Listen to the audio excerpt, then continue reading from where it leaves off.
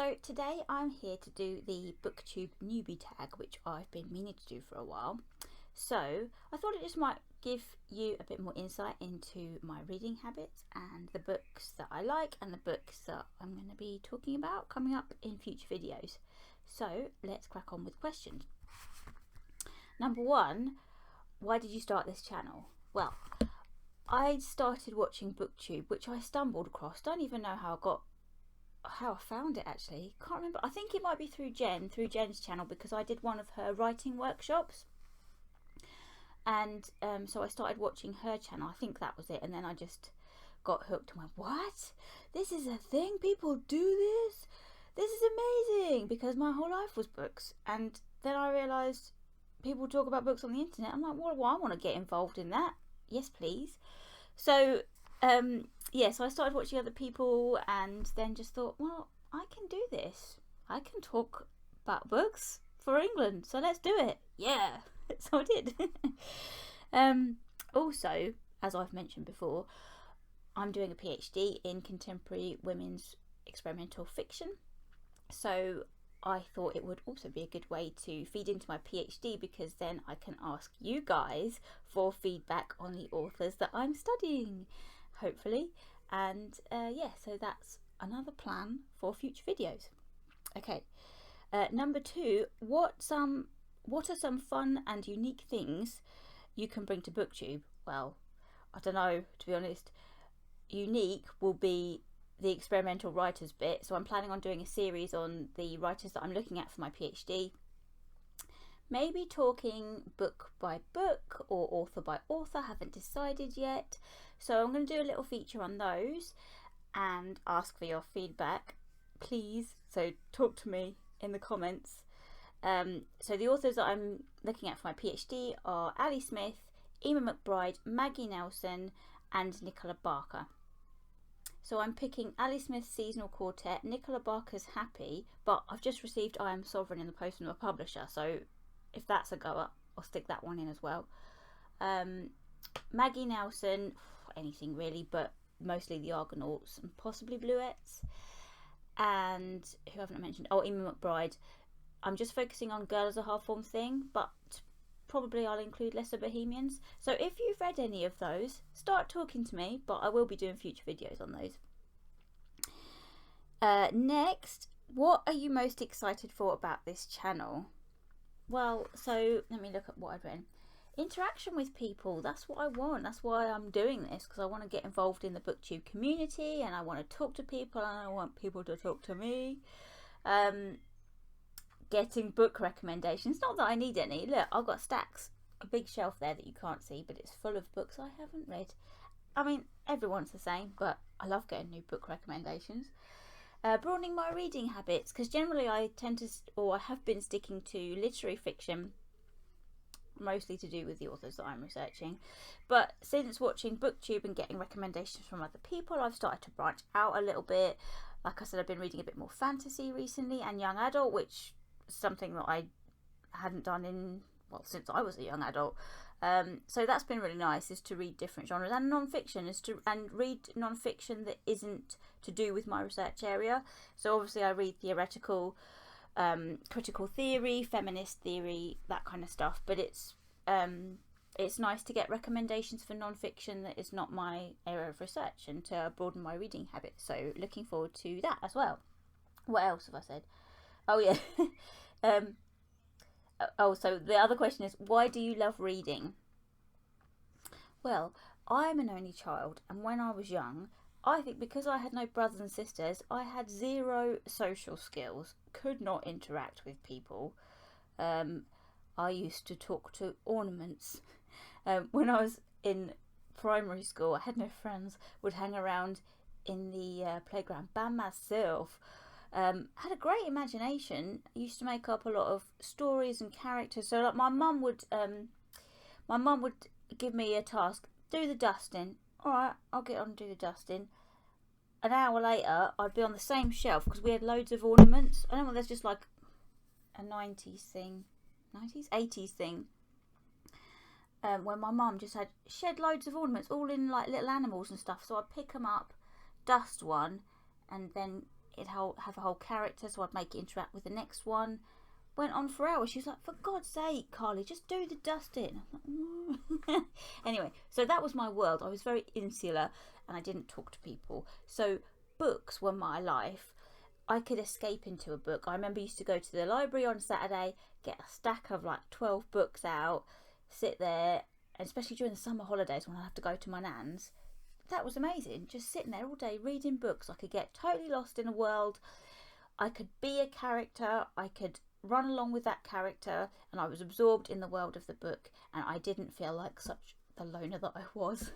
So books were my escape, and yeah, books were my life when I was a child. What book or series got you into reading? So like I said, I read a lot when I was a child, but I think when I started to study literature at school, it put me off because I used to read a lot for pleasure when I was a kid, and so I'd read Enid Blyton, Famous Five, Secret Seven. I used to love the Magic Faraway Tree and all of those books. What else? Noel Streatfeild's Ballet Shoes, because I always wanted to be a ballet dancer. Those kind of books.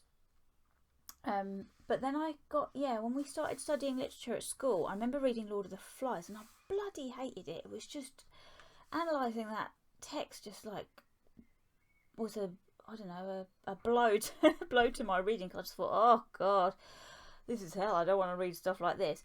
So I just stopped, I think, for a while.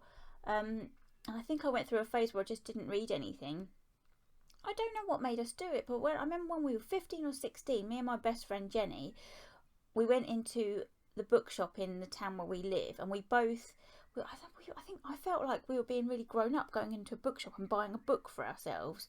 And I bought The Handmaid's Tale, and I knew nothing about it. I just picked it up and thought, oh, that sounds interesting, I'll read that. And I think Jenny bought Salman Rushdie, Midnight's Children.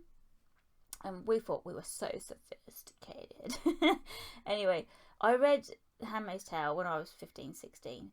And it blew my mind. And back then, obviously, I just thought, wow, this is so scary. But luckily, this kind of thing can never happen.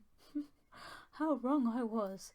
But yeah, back then, it just blew my mind. And that, again, was a trigger that just made me think, this is the power of books. This is the power that takes you into that world and scares the shit out of you when it's something like a dystopian like that, which actually turns out looks like that's the way we're going at the moment, which is fucking scary.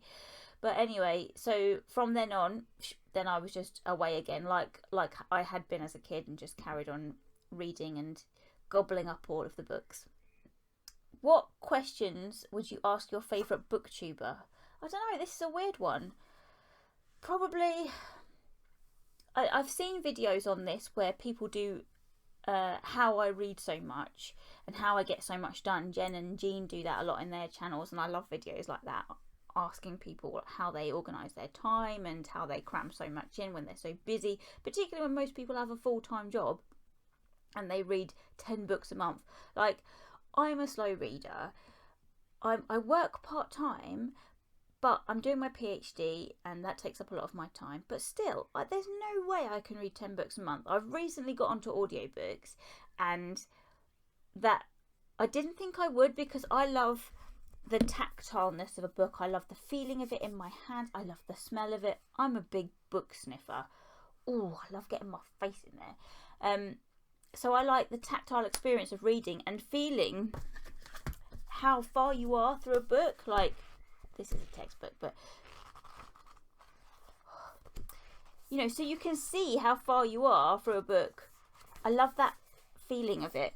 So I didn't think I don't do e-readers, and I didn't think that I would do audiobooks, but because a few other booktubers do that and they recommend it's a good way to get your consumption of books up, I've tried it, and And I do like it actually if it's kind of a straightforward narrative. So there's a few books that I've really enjoyed listening to on audiobook, but I recently listened to Jess Kidd Things in Jars, and I loved it, but I found it quite difficult to follow on audio because I listen to my audiobooks when I'm driving to work, so it's a kind of a mundane journey that I know, but if I have to concentrate, I'm at a roundabout and I'm like, where's he going, what's he doing, then I lose track, and then it's just, then I go, what happened there?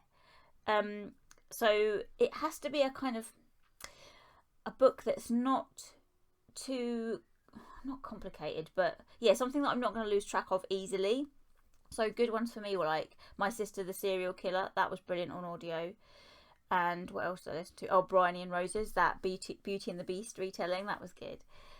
Yeah, so I am listening to things on audiobook now, and I am enjoying it, but it has to be the right kind of book. So yeah, I'd probably just ask them, how do you manage it, man? How do you manage to keep reading so much and also uploading these videos? Because I'm only doing one a week at the moment, and that's a challenge for me, and I've still got loads of time. Like I only work 2.5 days of the week at the moment, but I find it a struggle. So that follows on to the next question. What challenges do you think starting a BookTube channel will be the hardest to overcome? Uploading regularly. Like at the moment, I'm just about maintaining once a week. I'd ideally like to do 2 a week. I've got the content there. But yeah, I find it really difficult to film, edit, upload, and do that on a regular basis when I'm always conflicted, thinking, oh, I need to be writing this paper, I need to be reading this for my chapter, I need to be doing this. So that's going to be the most difficult, but I'm still really enjoying it, and hopefully I will get better at it and quicker at it so I can do more uploads. So that's all the questions I think from this tag.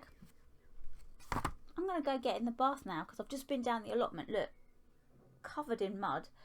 I'm a right state, but on the plus side, dug up some potatoes. Ooh, potatoes for tea. Yeah, so that, strange noise, is my BookTube newbie tag. I will hopefully be doing a wrap up soon because I've got some more books to talk to you about. Other than that, I will see you very soon. Bye.